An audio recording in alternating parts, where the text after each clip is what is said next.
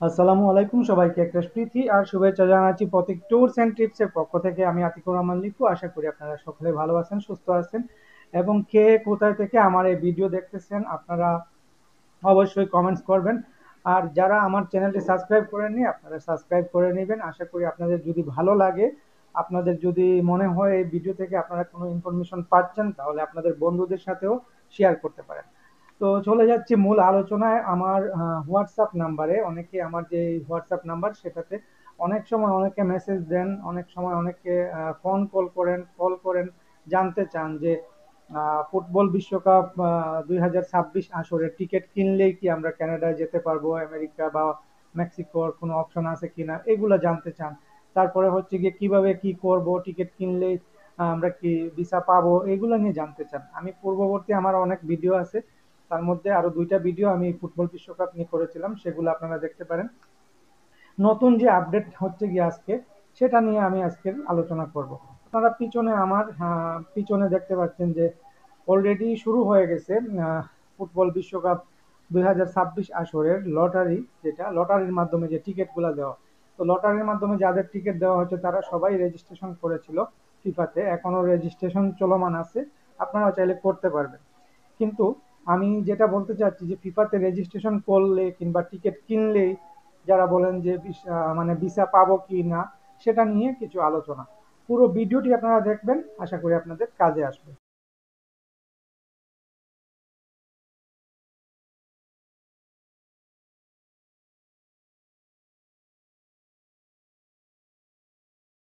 এর ভিডিওতে এটা নিয়ে বলেছিলাম যে ফিফাতে আপনারা যদি রেজিস্ট্রেশন করেন, আর সেটা হচ্ছে গিয়ে লটারির মাধ্যমে আপনাদেরকে তারা জানাবে যে আপনি টিকিট কিনতে পারবেন কিনা বা আপনি টিকিট কাটতে পারবেন কিনা, একটা লিঙ্ক পাঠিয়ে দেয়।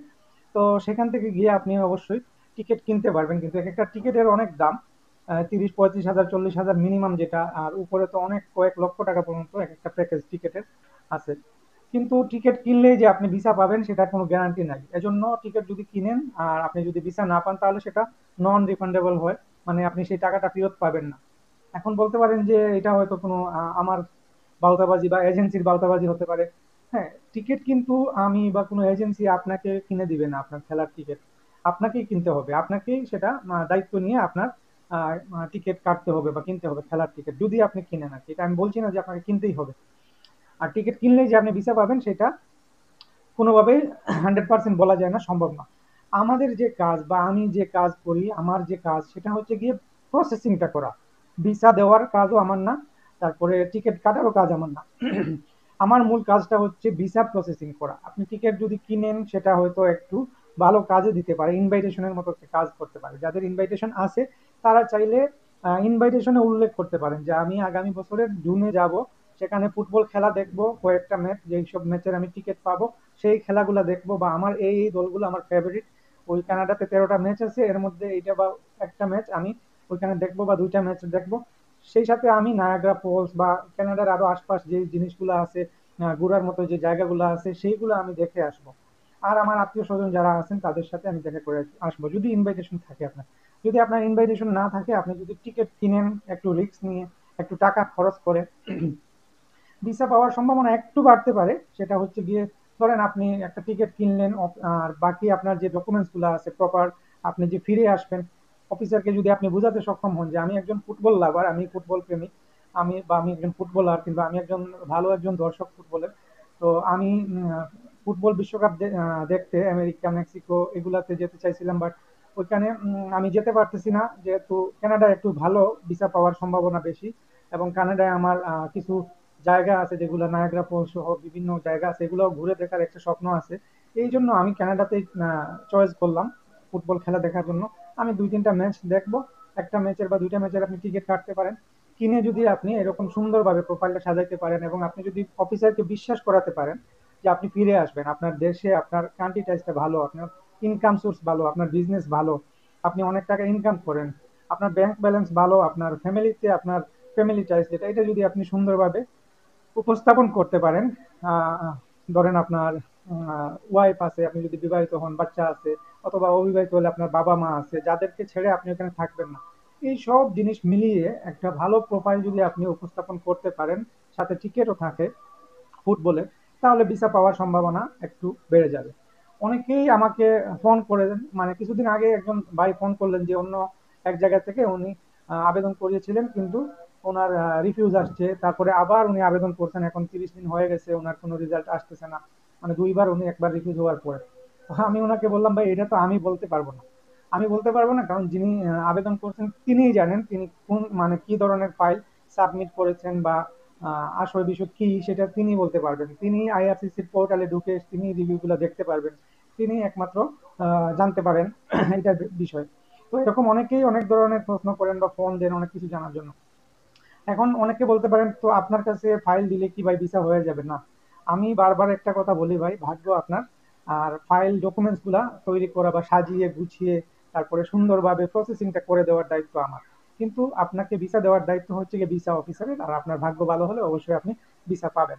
তো এই জন্য বারবার আমি একটা কথাই বলি, আপনারা পুরো ভিডিওটি দেখেন না অনেকেই, শুধুমাত্র একটু হেডলাইন দেখে বা 1-2 মিনিট শুনে তারপরে ফোন করে দেন, বা আমি অনেককে জিজ্ঞেস করি যে ভাই আপনি পুরো ভিডিও দেখছেন কিনা, বলে না এখনো দেখি না, একটু দেখে নাম্বারে আগে কল দিয়ে দিলাম। আমি তো ভিডিওতেই এখানে সবকিছু বলে দিই, সবকিছু ওপেনলি খোলামেলা বলে দিই, এটা আপনাদের দেখা উচিত। এখন কথা হচ্ছে ভিসার প্রসেসিংটা অনেকে জানে না। এই যে ফুটবল বিশ্বকাপের এখন টিকেটিং সিস্টেম, যেটা আপনার হচ্ছে গিয়ে লটারির মাধ্যমে, এটা শুরু হয়ে গেছে গত 10 তারিখ থেকে, সেপ্টেম্বরের 10 তারিখ থেকে অক্টোবর নভেম্বর পর্যন্ত 2 মাস, তারপরে নভেম্বর ডিসেম্বর 2 মাস, জানুয়ারি ফেব্রুয়ারি 6 মাস টিকিট বিক্রি হবে। প্রচুর টিকিট বিক্রি হবে আউটসাইড থেকে, অর্থাৎ কানাডা, তারপরে আমেরিকা, মেক্সিকোর বাইরে যারা বিভিন্ন দেশ থেকে আবেদন করবেন, ফিফাতে রেজিস্ট্রেশন করবেন, তারা শুধু টিকিট কিনতে পারবে এই 6 মাসে। এরপরে হচ্ছে কি আপনার যারা ওই দেশে আছেন বা ওই দেশে পরে যাবেন, তারা ওইখান থেকে নর্মাল সাধারণ টিকিট যেগুলো, ওগুলো ক্রয় করতে পারবেন। কিন্তু আপনাদের যেটা অনেকেরই প্রশ্ন যে ভাই ফিফাতে রেজিস্ট্রেশন করলে না করলে কি টিকিট পাবো? না, ফিফাতে রেজিস্ট্রেশন না করলে আপনারা টিকিট পাবেন না, আপনারা টিকিট কাটতে পারবেন না। অর্থাৎ বাইরের দেশে যারা আছেন ফিফাতে, অবশ্যই আপনাদের রেজিস্ট্রেশন করতে হবে। এখন ধরেন আপনি ফিফাতে রেজিস্ট্রেশন করলেন কিন্তু টিকিট কিনলেন না, এটার কোনো সমস্যা নাই। আপনার যদি ইনভাইটেশন থাকে, আপনার যদি হোটেল বুকিং থাকে, আপনি শুধু এই রেজিস্ট্রেশন দিয়ে ভিসা অফিসারকে কভার লেটারে উল্লেখ করে দিতে পারেন যে আমি রেজিস্ট্রেশন করেছি, আমি ওইখানে যাওয়ার পরে যদি ভিসা পাই, আমি যদি কানাডার ভিসা পাই, তো তাহলে আমি ওখানে যাওয়ার পরে আমি 2টা 3টা 4টা ম্যাচ, যেহেতু 13টা ম্যাচ হবে কানাডাতে, তো ওইখানে আমি গিয়ে 2টা 3টা 4টা ম্যাচ আমি খেলা দেখবো, এবং সাথে আমি কানাডার বিভিন্ন ঐতিহাসিক স্থাপনাগুলা, বিভিন্ন দর্শন, ওই যে প্লেস গুলা যেগুলো আছে, অনেক দর্শনার্থী যেখানে দেখতে যায়, নায়াগ্রা ফল সহ বিভিন্ন মিউজিয়াম, এইগুলা, এই সব কিছু আমি দেখতে যাব। তো অফিসারের যদি মনে হয়, আপনার প্রোফাইলটা দেখে যদি মনে হয় না আপনি একজন স্টাবলিশড বাংলাদেশে, আপনার ইনকাম সোর্স ভালো আছে, আপনার ব্যাংক ব্যালেন্স ভালো আছে, আপনার ফিরে আসার মতো আপনি বুঝাইতে পারছেন ডকুমেন্টস দিয়ে, তাহলে অফিসার কি করবে, আপনাকে অ্যাপ্রুভাল দিয়ে দিবে। তো এটাই হচ্ছে মূল বিষয়, যে টিকিট কিনলেই কিন্তু ভিসা পাবেন এরকম কথা না, বাট আপনাকে রেজিস্ট্রেশন করে রাখলে এটাই একটু কাজে দিবে। আর ওইদিকে ইনভাইটেশন যদি আনতে পারেন তাহলে ভালো। কিন্তু আরেকটা জিনিস হচ্ছে গিয়ে, যারাই ফুটবল বিশ্বকাপ নিয়ে আগ্রহিত বা আগ্রহে আছেন যে টিকিট কিনবেন, অথবা আপনারা যাওয়ার একটা স্বপ্ন আছে, তারা কিন্তু এখন থেকেই লেগে পড়তে হবে, এখন থেকেই শুরু করতে হবে প্রসেসিং। আপনার ইনভাইটেশন থাকুক, টিকিট থাকুক, কিংবা আপনি যেভাবে হোক, হোটেল বুকিং হোক, যেভাবে হোক, এখন থেকেই শুরু করতে হবে। কারণ তাদের একটা কোটা আছে, একটা কোটা সিস্টেম বলতে কি, ধরেন বাংলাদেশ থেকে হয়তো 15-20 হাজার বা 25 হাজার লোক খেলা দেখার উদ্দেশ্যে, বা ওই এই সময়টা আগামী এই 8 মাস 10 মাসের মধ্যে 20-25 হাজার লোক হয়তো যাওয়ার একটা সুযোগ পাবে বা ভিসা পাবে। এখন দেখা গেছে যে ওই কোটাটা পূর্ণ হয়ে গেলে আপনি যদি পরবর্তীতে দেন, সময় শেষ হওয়ার পরে দেন, তখন আপনি আবার রিজেক্ট খাবেন আগের মতো। সেই 2023-এ আমরা দেখছি অনেক ভিসা হয়েছে, অনেক ভিসা হয়েছে, তারপরে 24-এর মাঝামাঝি মার্চ এপ্রিল মাস পর্যন্ত প্রচুর ভিসা অ্যাপ্রুভাল হয়েছে, এবং এপ্রিলের পর থেকে আস্তে আস্তে আস্তে আস্তে এই এপ্রিল, জুন জুলাই পর্যন্ত, 2025-এর জুন জুলাই পর্যন্ত ভিসা অ্যাপ্রুভাল খুবই জিরো ছিল বলা যায়, খুবই কম ছিল, 1%-2%।